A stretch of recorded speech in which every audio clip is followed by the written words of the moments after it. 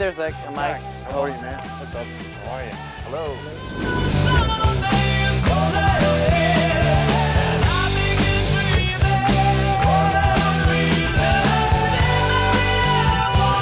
Not a bad place to do an interview. Whew, this bench is cold on my butt. Did you want a warming pillow? No. Coffee on the way? Cool.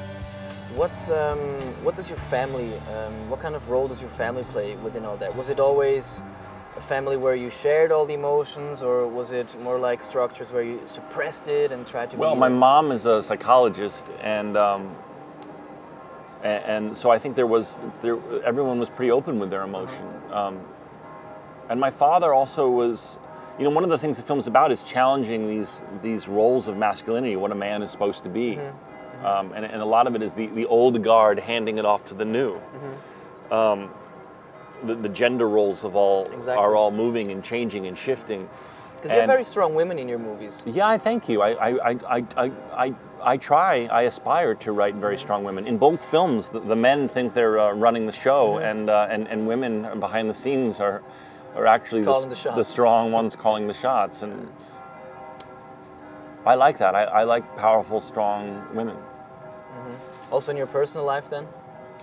Well, it's funny, you know, I think both of these women both Natalie and Kate's characters are versions of women I dream to meet one day. Yeah. You know? Dream to meet one day? Yes. Or that you have already met? In Zurich. In Zurich?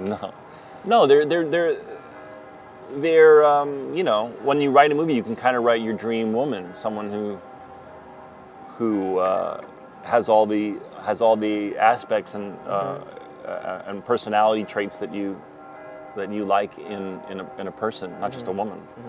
Maybe if you meet Diane Keaton, you can verify that with her if she matches your profile. I think she's a bit old for me, but you never know. You never know. Where do you see yourself now as a filmmaking artist?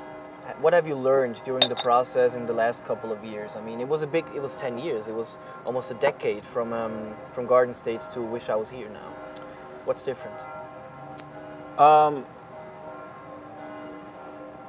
It's harder and harder to make films because people don't really go to the movies anymore. It's very hard to get people to go to the theater these days. So for filmmakers, it's becoming harder and harder, I think. There's things that balance that out. The gear and the equipment to make a film has become cheaper and more accessible. So maybe in a way, you can sometimes make films for less money. But it's going to be interesting. I think the movie industry is going through what the movie industry is going through what I think the music industry went through this past decade.